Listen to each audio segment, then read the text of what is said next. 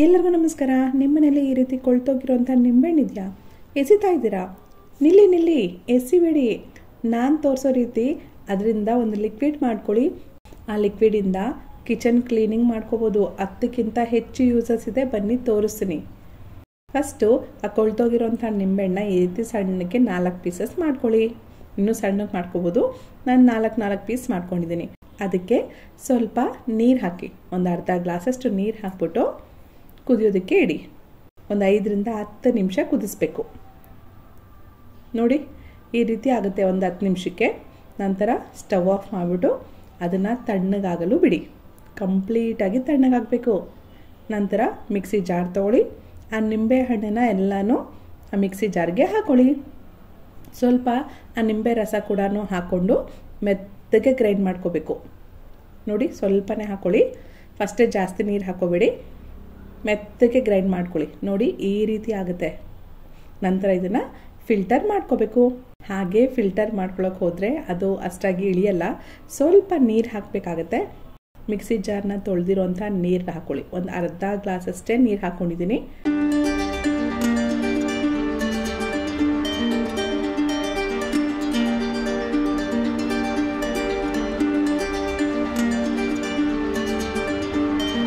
ಈ ಥರ ಕಲಿಸ್ತಾ ಇರಿ, ನಿಮಗೆ ಜ್ಯೂಸ್ ಇಳಿಯುತ್ತೆ. ನೋಡಿ ನಿಂಬೆ ಲಿಕ್ವಿಡ್ ರೆಡಿ ಆಯಿತು.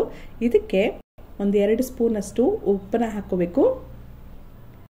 ನಂತರ ಒಂದು 1/4 ಕಪ್ಪಷ್ಟು ವೆನಿಗರ್, ಕ್ಲೀನಿಂಗ್ ವೆನಿಗರ್ ಅಂತ ನಿಮಗೆ ಸಿಗುತ್ತೆ. ಒಂದು 20ರಿಂದ 30 ರೂಪಾಯಿ ಇರುತ್ತೆ ಅಷ್ಟೇ. ನಿಮ್ಮ ಹತ್ರ ಇಲ್ಲ ಅಂತಂದರೆ ಸ್ಕಿಪ್ ಮಾಡಿ. ಕಂಪಲ್ಸರಿ ಹಾಕಬೇಕು ಅಂತೇನಿಲ್ಲ, ನನ್ನ ಹತ್ರ ಇತ್ತು ಹಾಕ್ಕೊಂಡಿದ್ದೀನಿ ಅಷ್ಟೇ. ಇನ್ನು ಅಡುಗೆ ಸೋಡಾ ಅಂತೂ ಎಲ್ಲರ ಮನೇಲಿ ಇರುತ್ತೆ, ಬೇಕಿಂಗ್ ಸೋಡಾ, ಅದನ್ನು ಅಷ್ಟೇ 2 ಸ್ಪೂನಷ್ಟು ಹಾಕ್ಕೊಂಡು ಚೆನ್ನಾಗಿ ಕಲಸಿ. ಅಷ್ಟೇ, ನಮ್ಮ ಕ್ಲೀನಿಂಗ್ ಲಿಕ್ವಿಡ್ ರೆಡಿ ಆಗುತ್ತೆ. ಈ ಲಿಕ್ವಿಡ್ನ ಖಾಲಿ ಪ್ಲಾಸ್ಟಿಕ್ ಬಾಟಲ್ಗೆ ಹಾಕ್ಕೊಳ್ಳಿ. ಎಣ್ಣೆ ಬಾಟಲ್ ಇರ್ಬೋದು, ವಾಟರ್ ಬಾಟಲ್, ಯಾವುದಾದ್ರೂ ಖಾಲಿ ಪ್ಲಾಸ್ಟಿಕ್ ಬಾಟಲ್ಗೆ ಹಾಕ್ಕೊಳ್ಳಿ. ಓಕೆನಾ? ಅದನ್ನು ಮುಚ್ಚಳಕ್ಕೆ ತೂತ ಮಾಡಬೇಕು. ಒಂದು ಕಬ್ಬಿಣದ ರಾಡ್ ಸಹಾಯದಿಂದ ನಾನು ತೂತ ಮಾಡ್ತಾಯಿದ್ದೀನಿ. ಸ್ವಲ್ಪ ಬಿಸಿ ಮಾಡಿಬಿಟ್ಟು ತೂತ ಮಾಡ್ಕೊಳ್ಳಿ. ಆ ಥರ ರಾಡಿಲ್ಲ ಅಂದರೆ ನೀವು ಚಾಕುವನ್ನು ಅಷ್ಟೇ ಬಿಸಿ ಮಾಡಿಬಿಟ್ಟು ತೂತ ಮಾಡ್ಕೊಳ್ಳಿ. ನೋಡಿ ಈ ರೀತಿ. ಅದಕ್ಕೆ ಈ ಲಿಕ್ವಿಡ್ನ ಹಾಕ್ಕೊಳ್ಳಿ. ಅಷ್ಟೇ, ನಮ್ಮ ಕ್ಲೀನಿಂಗ್ ಲಿಕ್ವಿಡ್ ರೆಡಿ ಆಗುತ್ತೆ. ಈ ಲಿಕ್ವಿಡ್ನ ಹೊರಗಡೆ ಇಟ್ಟಿದ್ರೆ 1 ದಿನ ಅಷ್ಟು ಚೆನ್ನಾಗಿರುತ್ತೆ. ಫ್ರಿಜ್ಜಲ್ಲಿ ಇಟ್ಕೊಂಡ್ರೆ 10 ದಿನದವರೆಗೂ ಚೆನ್ನಾಗಿರುತ್ತೆ. ಇದರಿಂದ ಏನೇನು ಕ್ಲೀನ್ ಮಾಡ್ಬೋದು ಬನ್ನಿ ತೋರಿಸ್ತೀನಿ. ಫಸ್ಟು ಬಾಚಣಿಗೆನ ಕ್ಲೀನ್ ಮಾಡ್ಕೋಬೋದು.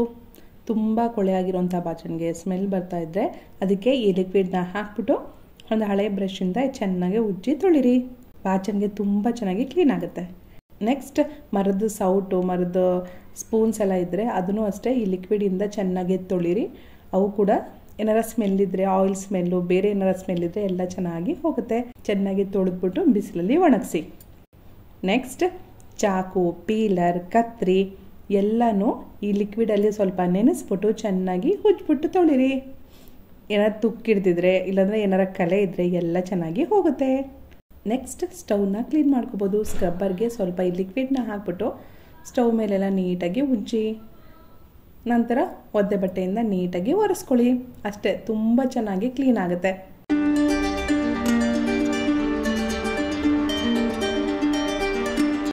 ನೆಕ್ಸ್ಟ್ ಕಿಚನ್ ಟಾಪ್, ಆ ಗ್ರಾನೈಟ್ ಮೇಲೆ, ಮಾರ್ಬಲ್ಸ್ ಮೇಲೆ, ಟೈಲ್ಸ್ ಮೇಲೆ ಈ ಲಿಕ್ವಿಡ್ನ ಹಾಕ್ಬಿಟ್ಟು ಚೆನ್ನಾಗಿ ಒರೆಸ್ಕೊಳ್ಳಿ.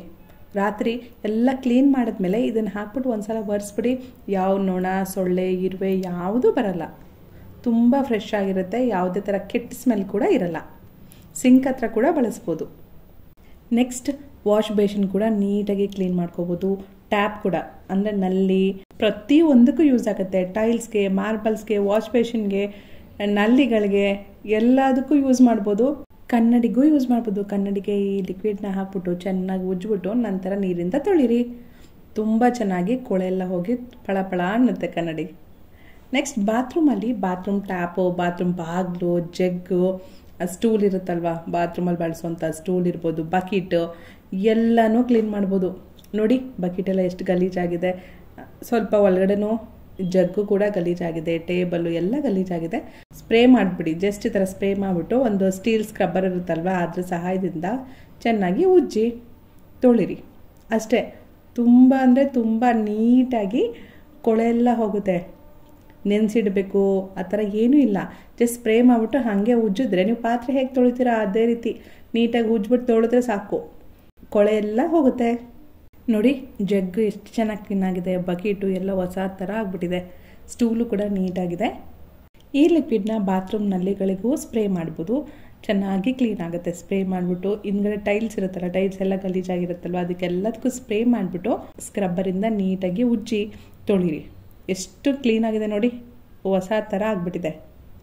ಇನ್ನು ಬಾತ್ರೂಮ್ ಡೋರು ಎಷ್ಟೇ ಕ್ಲೀನ್ ಮಾಡಿದ್ರೂ ಗಲೀಜು ಆಗ್ತಾನೆ ಇರುತ್ತೆ. ಮಕ್ಕಳಿರೋ ಮನೇಲಂತೂ ತುಂಬ ಗಲೀಜು ಆಗ್ತಾನೇ ಇರುತ್ತೆ.